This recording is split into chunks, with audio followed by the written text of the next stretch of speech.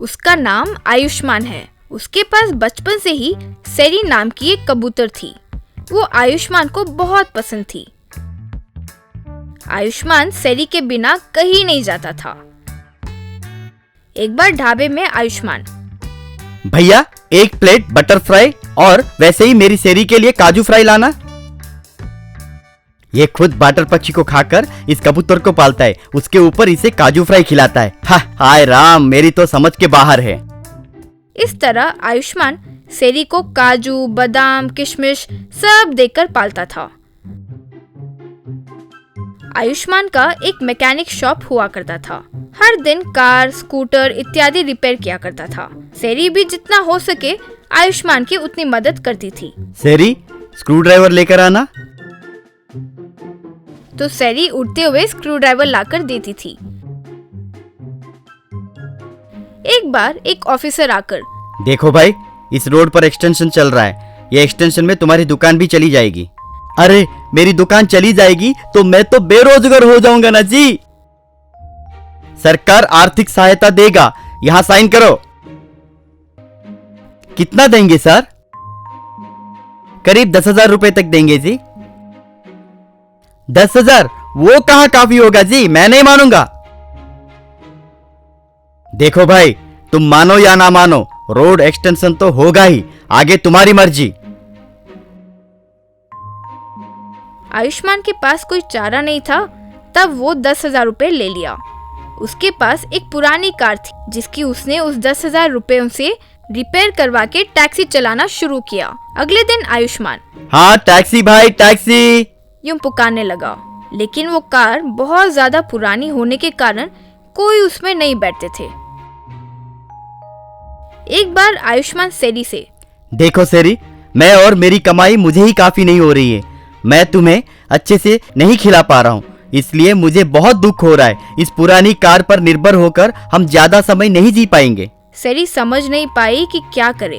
अपने मालिक की कोई मदद नहीं कर पाने के कारण वो बहुत दुखी हुई। उदास होकर वो उठते हुए एक जंगल में जाकर दुखी होकर कहीं बैठ गई।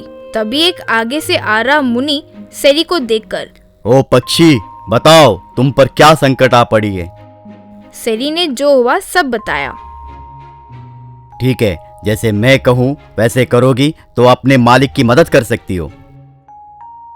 बोलो स्वामी जी, मैं क्या करूं? मैं तुम्हें एक बड़े से बर्ड कार में बदल दूंगा। लोगों को तुम्हारे ऊपर चढ़ाकर उन्हें उनके कहे स्थान तक छोड़ देना। सेरी को ये आइडिया बहुत पसंद आया और उसने हाँ। मुनि ने जब सेरी को आशीर्वाद दिया तो वो तुरंत एक बड़े से पक्षी कार में बदल गई। सेरी आकर आयुष्मान से मिलकर जो हुआ वो सब बताई। सेरी, मेरे लिए तुमने इतना बड़ा साहस किया, मैं तुम्हारा यह एहसान कभी नहीं भूलूंगा। आयुष्मान फिर वो बर्ड कार में बैठकर गांव-गांव घूमने लगा। गांव वाले उस कार को देखकर, अरे वो कार कितना बढ़िया है, कहकर एक एक करके उसमें चढ़ने लगे। इस तरह आयुष्मान अपने सेरी की मदद से बहुत पैसे कमाया। पहले की तरह अपने सेरी को वो काजू, बादाम, पिस्ता फ्राई देने लगा और इस तरह वे दोनों खुशी से साथ में जीने लगे। मेहंदी। एक गांव में मोहन नाम का एक व्यक्ति अपने पत्नी अनीता के साथ जीवन गुजारा करता था। अनीता बहुत धार्मिक थी, हमेशा व्रत या उपवास रखा करती थी। एक दिन मोहन को आरती देते वक्त अनीता, ओ जी, मेरे गाल पे एक चांटा मारो प्लीज। अरे अरे क्यों, क्या गलत किया तुमने? अरे अब पहले मारिए तो सही, मैं बाद में बताती हूँ। मोहन जोर से थप्पड़ मार के, अब बताओ क्या हुआ? इसे पाप विनाशक व्रत बोलते हैं जी। जो भी ये व्रत रखे उन्हें थप्पड़ मारने से उनके सर से पाप धुलकर जिसने भी थप्पड़ मारा उन पर आ गिरता है। ये सुनकर मोहन अपना सर पकड़ लिया। ठीक है, आज हमारी शादी की सालगिरह है ना, शाम को जल्दी आ जाऊंगा, फिर दोनों पिक्चर चलेंगे, तैयार रहना, ठीक है? मैं नहीं आऊंगी जी, आप हमेशा वो फाइटिंग पिक्चर ही दिखाते हो, मुझे वो नहीं पसंद। भक्ति या भगवान पर कोई पिक्चर है तो कहिए, वरना मुझे नहीं आना। अब इस जमाने में कौन भगवान पर सिनेमा बनाएगा और कौन देखेगा? हम पति पत्नी और परिवार नाम की फैमिली मूवी जाने वाले हैं, एकदम टीवी सीरियल की तरह, बहुत अच्छी होगी। चलूंगी, लेकिन मुझे मेहंदी चाहिए। शाम को आते वक्त ले आना, कल से मेहंदी का व्रत रखना है। मेहंदी व्रत? वो अब क्या है? खैर ठीक है, शाम को आते वक्त ले आऊंगा। कहकर चला गया। शाम को मोहन अनीता को मेहंदी लाकर दिया।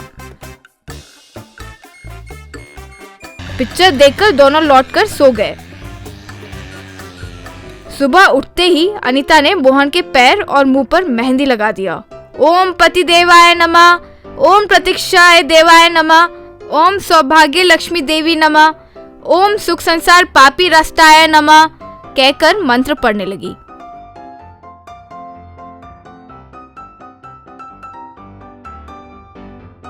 फिर नींद से जागकर मोहन पैर और मुंह पर मेहंदी देखकर, अरे ये क्या है? मुझे क्यों मेहंदी लगाई हो? ऊपर से मुंह पर क्यों लगाई? अब मैं बाहर कैसे जाऊंगा? कल ही तो मैंने आपसे इस व्रत के बारे में कहा ना जी। मेहंदी जितनी रंग लाएगी, कहते हैं कि उतना प्रेम होता है। मतलब आपको मेरे पर बहुत प्यार है। बहुत थैंक्स जी।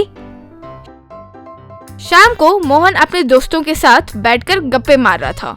अबे पति पर आदर करने में सबसे आगे मेरी पत्नी है। अगर इसमें कोई प्रतियोगिता होती तो वो ही सबसे प्रथम आएगी, पक्का।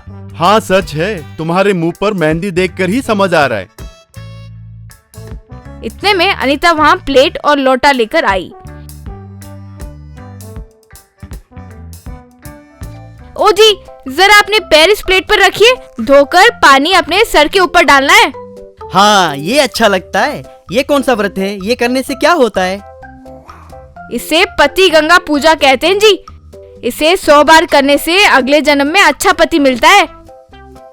वो बातें सुन रहे उसके सारे दोस्त हैरान हो गए। व्रत में अगले जन्म में अच्छा पति मांग रही हो? मतलब इस जन्म में तुम्हें अच्छा पति नहीं मिला क्या?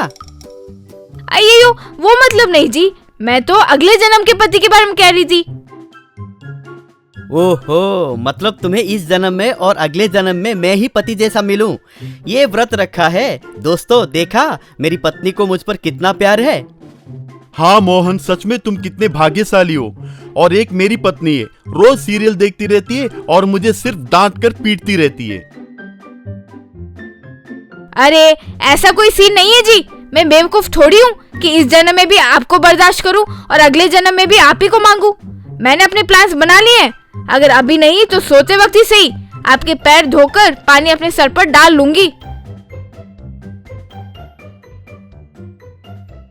मोहन कुछ ना समझकर अपना सर पकड़ लिया। पॉट बिरयानी। विजय नाम का एक कुम्हार रहता था। एक बार गोविंदपुर गांव में घड़े ले लो घड़े, ठंडे ठंडे पानी के लिए घड़े ले लो, सिर्फ 50 रुपए घड़े ले लो कहकर आवाज दे रहा था। तभी एक व्यक्ति आकर, विजय और कितने दिन घड़े बेचोगे? देखो गांव कितना बदल गया है, सबके घर में फ्रिज और एसी रखे हैं, अब घड़े कौन खरीदेगा बताओ? सच कहते हैं सर, पर घड़ा बनाने के अलावा मैं कुछ और तो नहीं जानता। कुछ तो सोचो। ठीक है कहकर चला गया। घर आकर विजय अपनी पत्नी गीता से, आज भी एक भी घड़ा नहीं बिका, पता नहीं घर कैसे चलेगा। अब ज्यादा मत सोचो, मैं घर घर जाके काम कर रही हूँ ना, जो है उसी में हम खुशी खुशी रहेंगे। आज मेरा जन्मदिन है, आपका पसंद बिरयानी बनाया हूँ, आओ बैठो परसती हूँ। विजय खाना खाते हुए, अरे वाह बहुत स्वादिष्ट है, बहुत अच्छा है, ये स्वाद नया है। क्या किया तुमने? कुछ नहीं, बर्तनों में छेद हो गया था, बिरयानी बनाने के लिए आपके घड़े उपयोग किया है बस। समझदार पत्नी हो तो घर स्वर्ग होता है। बहुत बढ़िया बनाया घड़े वाला बिरयानी। घड़े वाला बिरयानी नाम सुनते ही गीता को एक उपाय सूझा। क्यों जी, हम घड़े वाली बिरयानी क्यों नहीं बनाते? आपके घड़े भी बिक्री हो जाएंगे ना, है ना? सोच तो बढ़िया है, पर बेचेंगे कहाँ? गांव के बाहर पुराना एक ढाबा है ना, वो ये कई साल से ऐसी पड़ा। उसे मालिक से बात करो, शायद हमारा काम आ जाए। विजय को यह सुझाव अच्छा लगा तो ढाबे के मालिक से बात करके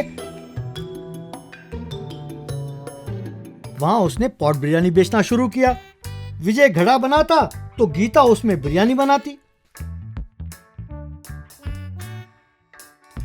अरे वाह, बिरयानी बहुत स्वादिष्ट है, कैसे बनाया? ये सब गड़े का कमाल है। गड़ों में खाना बनाना पूर्व जैसे चली आ रहा पद्धति है, उसी को अपने आया है। सच है, अच्छा याद दिलाया। ये नॉन स्टिक और माइक्रोवेव के आने के बाद खाने में स्वाद ही नहीं रहा। भैया विजय 2 घड़े देना कहकर पैसे देकर घड़े खरीदा। यूं गीता और विजय का पॉट बिरयानी गांव भर में मशहूर हो गया। जो भी आता बिरयानी खाकर हम भी खाना घड़े में ही बनाते हैं कहकर घड़े खरीद कर ले जाते। इस तरह विजय के घड़ों का डिमांड बढ़ गया। विजय ने और 5 लोगों को काम में लगाकर घड़े बनाना शुरू किया। यूं धीरे धीरे गीता का पॉट बिरयानी बहुत मशहूर हुआ और विजय के घड़ों की बिजनेस खूब चलने लगी।